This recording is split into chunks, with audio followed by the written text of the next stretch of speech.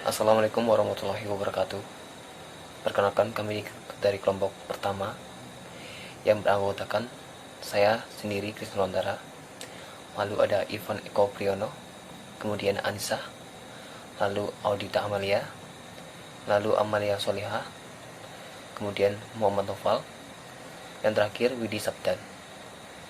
Materi yang pertama akan dibacakan oleh saya tentang konflik internal. Sebelumnya kita akan membahas tentang apa itu konflik.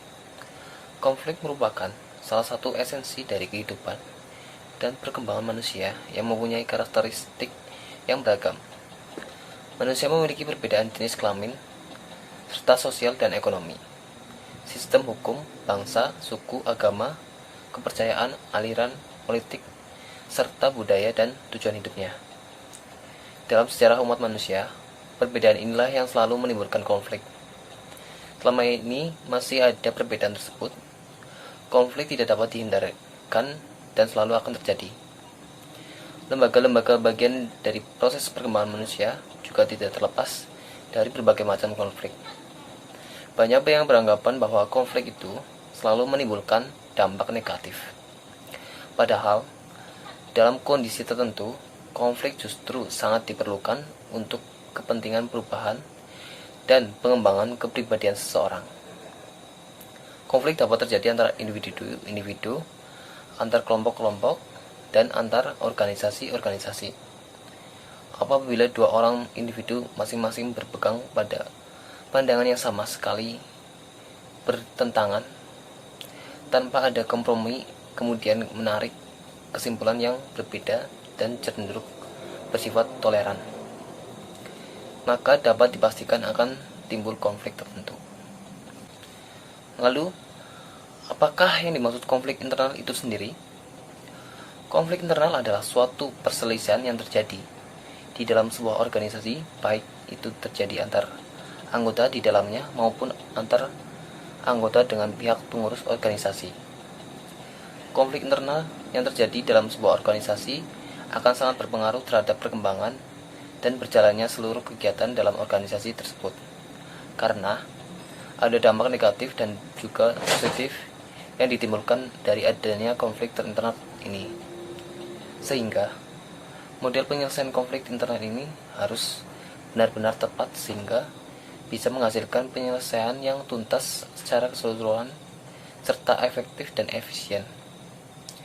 Bisa dengan faktor yang menyebabkan konflik internal adalah salah satunya karena perbedaan pendapat, pandangan, keinginan dan tujuan antar sebagian orang organisasi dengan anggota yang lain dalam organisasi, sehingga menimbulkan rasa ketidakpuasan terhadap pemimpin organisasi karena dianggap tidak bisa mengatasi konflik yang terjadi dengan baik. Oke, yang selanjutnya akan dijelaskan oleh anggota kelompok saya. Terima kasih. Ya, Assalamualaikum warahmatullahi wabarakatuh. Perkenalkan, saya Irfan Eko Priyono, saya dari Prodi Manajemen. Saya akan melanjutkan presentasi mengenai pengelompokan konflik internal berdasarkan pelakunya.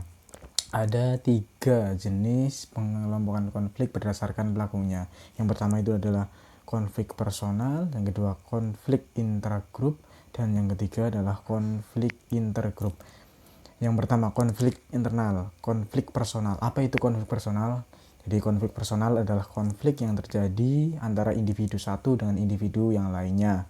Penyebab umumnya itu biasanya ada ketidakcocokan dengan personalitas masing-masing atau memang tidak menyukai satu sama lain. Dalam dunia kerja, rivalitas, ketimpangan kinerja, miskomunikasi, dan leadership yang buruk merupakan faktor umum penyebab terjadinya konflik antar personal dalam sebuah perusahaan atau organisasi. Yang kedua adalah konflik intragrup. Konflik intragrup adalah konflik yang terjadi antara seseorang dengan kelompok atau divisi kerjanya.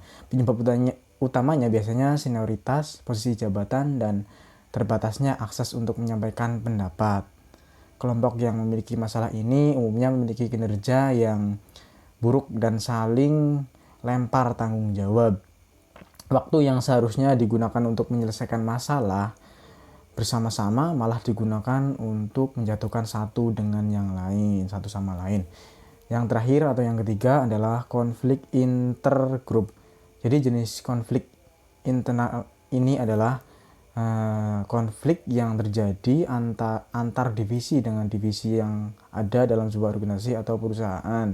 Konflik horizontal yang terjadi dalam perusahaan ini bisa umumnya disebabkan oleh rivalitas dan miskomunikasi. Contoh dari konflik divisi sales dengan divisi keuangan. Misal, tim sales menganggap biaya operasional dirasa sangat kurang untuk mencapai target yang ditentukan. Sementara di lain pihak, divisi keuangan tidak bisa berbuat apa-apa karena memang operasional tim sales sudah dilakukan pembajetan. Divisi keuangan merasa tidak melakukan kesalahan dan tim sales juga dalam operasinya merasa tidak mendapatkan dukungan yang akhirnya akan membuat produktivitas menurun. Alih-alih terjadi peningkatan penjualan, malah penurunan penjualan yang terjadi jika masalah ini tidak segera diselesaikan atau diatasi. Ya, saya kira cukup sekian dari presentasi saya. Kurang lebihnya mohon maaf. Wassalamualaikum warahmatullahi wabarakatuh. Assalamualaikum warahmatullahi wabarakatuh. Perkenalkan, nama saya Anissa dengan NIM 2018 0208 Di sini saya akan melanjutkan materi yang sebelumnya dijelaskan oleh Mas Irfan, yaitu mengenai berbagai konflik yang terjadi dalam tubuh perusahaan merupakan tindak bisa dihindari. Ada berbagai sebab, yaitu kenapa konflik selalu terjadi. Sebab-sebab konflik diantaranya adalah yang pertama, romantisme dunia kerja, di mana tidak dapat dipungkiri kemampuan menentukan beberapa atau bahkan mungkin kamu sendiri mengalami hambatan dengan tuntutan kerja. Hal ini wajar dan beberapa perusahaan akan memberikan selamanya kedua pihak masih bisa bersikap profesional. Namun akan berbeda ceritanya mekanisme tersebut menimbulkan konflik sehingga timbullah kerugian bagi perusahaan. Yang kedua, kebijakan yang berganti. Kebijakan yang berganti adalah penghapusan kebijakan lama dengan alasan tentu yang menimbulkan pengesahan kebijakan. Konflik yang terjadi akibat hal ini karena dibutuhkan adaptasi kembali untuk kebijakan baru tersebut. Semua pihak yang sudah terbiasa dengan kebijakan lama akan membutuhkan waktu untuk menyesuaikan diri dengan kebijakan yang baru. Yang ketiga adalah kesempatan berkembang tidak sama. Potensi dari masing-masing karyawan di setiap perusahaan ini berbeda-beda. Ada yang sudah lama bekerja namun tetap di posisi yang sama. Terus ada pula yang bekerja masuk kerja sudah melesat naik jabatan. Hal seperti ini tidak dapat dipungkiri akan menimbulkan konflik satu sama lain. Hal yang disayangkan adalah alih-alih saling menguprek diri, justru semakin menutup kesempatan berkembang. Ya, itu paparan dari materi yang saya sampaikan. Apabila ada tutur kata kurang berkenan, saya mohon maaf. Wassalamualaikum warahmatullahi wabarakatuh. Assalamualaikum warahmatullahi wabarakatuh. Perkenalkan, nama saya Audita Malia Putri dari Prodi Manajemen Pagi 2016 dengan NIM 2018 0208 Di sini saya akan melanjutkan pemaparan materi selanjutnya, yaitu tentang penyebab terjadinya konflik internal dalam suatu perusahaan. Yang poin keempat yaitu tentang senioritas. Bukan hanya di dunia sekolah ataupun di dunia kampus, salah satu konflik internal dalam perusahaan juga bisa terjadi akibat adanya senioritas.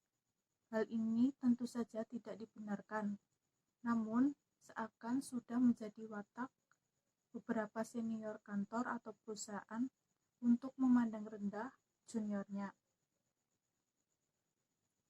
Hal yang paling parah ialah apabila atas dalih atau atas dasar keseniorannya, para senior beberapa pihak malah menugaskan banyak pekerjaan kepada juniornya. Yang kelima yaitu tentang ketidakjelasan job description. Penyebab konflik yang satu ini biasanya mudah terjadi pada suatu perusahaan perusahaan yang belum kokoh berdiri. Mereka masih meraba-raba atau masih merintis usahanya dan masih melakukan penyesuaian dengan bidang yang dijalaninya. Proses ini melalui jalan panjang seperti double job pada karyawannya atau bekerja hingga larut malam atau bisa disebut juga lembur, namun sama sekali tidak mendapatkan uang tambahan atau uang lembur. Yang keenam yaitu tentang bullying.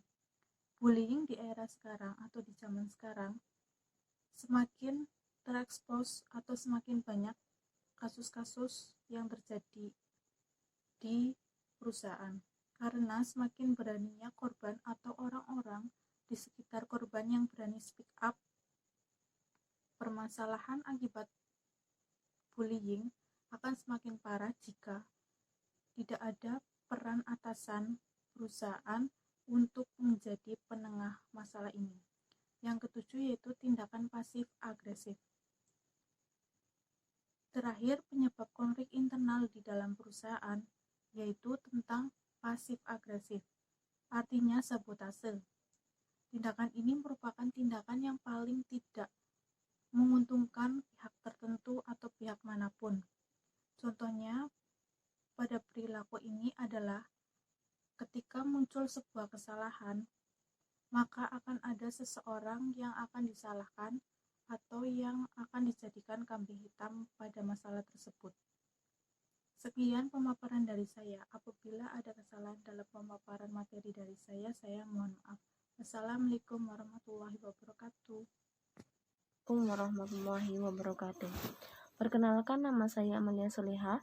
Nomor NIM saya 2018 0208 Nah, di sini saya akan melanjutkan slide berikutnya, yaitu mengenai cara mengatasi konflik internal organisasi ataupun perusahaan. Konflik, baik itu internal dan eksternal perusahaan, sama sekali tidak bisa dihindarkan. Namun, berbagai konflik tersebut selalu memiliki cara penyelesaian jika suatu saat kita menghadapi konflik di perusahaan. Perlu diingat bahwasanya ada penyelesaian yang dapat dilakukan, di antaranya yaitu 1. Perubahan menyeluruh, yang kedua konfrontasi terkontrol, yang ketiga intervensi, dan yang keempat konseling. Adapun cara penyelesaian perubahan menyeluruh bagi konflik internal ini merupakan tindakan paling besar akibat sudah memburuknya permasalahan yang terjadi. Perubahan yang menyeluruh ini bisa berkaitan dengan aturan, tata kerja, konsekuensi, dan berbagai hal lainnya yang dirasa sudah tidak relevan serta menimbulkan konflik. Yang kedua, konfrontasi terkontrol. Ya, penyelesaian lainnya yang dapat dilakukan untuk menuntaskan konflik adalah konfrontasi terkontrol. Ini artinya diskusi yang diawasi. Nah, dalam hal ini kedua belah pihak yang berkonflik akan saling dipertemukan untuk menyelesaikan masalah di antara kedua belah pihak. Akan dimunculkan pihak ketiga sebagai penengah. Pihak ketiga tersebut bisa karyawan, manajer, atau pihak yang jabatannya lebih tinggi. Yang ketiga, intervensi. Nah, cara penyelesaian konflik lain yang bisa dilakukan adalah intervensi. Artinya, penyelesaian konflik oleh manajer atau atasan yang tidak terlibat dalam permasalahan tersebut. Perlu digarisbawahi bahwasanya dalam tindakan intervensi pihak ketiga tidak terlibat dalam permasalahan yang terjadi. Yang keempat, ada konseling. Nah, tindakan konseling dapat pula dilakukan untuk mengatasi konflik. Tindakan ini merupakan tindakan yang paling halus. Adapun contoh tindakannya adalah membiarkan pihak yang terkait untuk mengeluarkan keluh kesahnya. Pihak yang mendengarkan nantinya akan memberikan tanggapan berupa masukan untuk menyelesaikan masalah. Nah, kurang lebihnya itu penjelasan dari saya. Wassalamualaikum warahmatullahi wabarakatuh. Assalamualaikum warahmatullahi wabarakatuh. Perkenalkan, nama saya Muhammad Naufal Musaki. Saya akan melanjutkan penjelasan dari rekan saya Amalia yang mengenai kasus konflik internal. Berikut adanya contoh konflik internal dalam perusahaan. Konflik yang pertama, adanya konflik kepribadian seseorang. Yang berikutnya menyangkut soal kepribadian manusia. Konflik akibat perbedaan kepribadian di tempat kerja sangat umum terjadi di antara karyawan, apapun posisinya. Konflik semacam ini tempat kerja biasanya terjadi karena persepsi yang salah tentang sikap rekan kerja atau berbeda pendapat. Ketika tipe kepribadian yang berbeda bekerja sama, kemungkinan kesalahpahaman tentang karakter dan tindakan satu sama lain menjadi tinggi. Misalnya, seorang karyawan introvert dan tidak terlalu ramah mungkin tampak sombong di antara anggota tim lainnya. Hal ini dapat menyebabkan masalah dan menghambat produktivitas tim kerjanya. Dengan cara penyelesaian, dalam penyelesaiannya jangka pendek dibutuhkan orang-orang dengan keterampilan mediasi yang kuat untuk menyelesaikan konflik kepribadian. Mediasi membutuhkan seseorang yang dapat mengambil sikap independen dan memahami kebutuhan, berempati, dan mengesampingkan emosi yang akan terjadi. Sementara untuk langkah-langkah panjang, HRD dapat menetapkan kebijakan dan menyusun buku pedoman karyawan yang membantu menjelaskan ekspektasi tentang apa yang dapat diterima serta melatih karyawan dalam keragaman tempat kerja. Dengan demikian, cara tersebut akan menumbuhkan kecerdasan emosional, toleransi, dan pemahaman terhadap orang lain. Terima kasih. Assalamualaikum warahmatullahi wabarakatuh. Assalamualaikum warahmatullahi wabarakatuh. Saya Widi Sabdan Soleman. Di sini berkesempatan untuk menyampaikan materi tentang contoh konflik internal. Konflik yang kedua, brainstorming ide. Debat singkat dalam sesi brainstorming akibat perbedaan ide juga dapat memicu konflik. Sebenarnya, hal ini adalah hal yang wajar dan pasti terjadi dalam semua kegiatan brainstorming. Perbedaan juga menjadi kesempatan bagus untuk membuat ide menjadi lebih baik. Sesama karyawan perlu mengenali ide orang lain, menyuarakan pendapat mereka sendiri, dan kemudian mengumpulkan ide untuk mendapatkan solusi yang terbaik. Jika antara karyawan tidak setuju pada suatu ide proyek, mereka dapat berbicara satu sama lain secara kooperatif, memutuskan mufakat bersama menghasilkan hasil dari kolaborasi tersebut. Cara penyelesaiannya, contoh konflik saat brainstorming sebetulnya tidak terlalu mengkhawatirkan asal dapat dikendalikan. Brainstorming sangat baik untuk mencari ide untuk perkembangan perusahaan. Konflik dalam brainstorming atau diskusi bisa dikendalikan dengan membangun kepercayaan dan rasa hormat. Maka, brainstorming atau diskusi tetap bisa dilakukan dengan meminimalisir potensi dampak negatif pada karyawan, budaya perusahaan, dan produktivitas. Membangun budaya terbuka dengan komunikasi efektif, di mana karyawan cukup cerdas secara emosional untuk memahami pemicu emosional dalam mereka sendiri dan menghargai perasaan orang lain adalah kunci terjadinya brainstorming yang sehat. Kesimpulan, konflik internal adalah suatu perselisihan yang terjadi dalam sebuah organisasi, baik itu terjadi antar anggota di dalamnya ataupun antar anggota dengan pihak pengurus organisasi. Terdapat 3 jenis konflik internal. Yang pertama, konflik personal adalah konflik yang terjadi antar individu satu dan individu lainnya. Yang kedua, konflik intragroup adalah konflik yang terjadi antara seseorang dengan kelompok atau divisi kerjanya. Yang terakhir, konflik intergroup adalah konflik yang terjadi antar divisi dengan divisi yang ada dalam sebuah organisasi atau perusahaan. Demikian presentasi dari kelompok 1. Terima kasih atas perhatiannya. Kurang lebihnya kami mohon maaf. Assalamualaikum warahmatullahi wabarakatuh.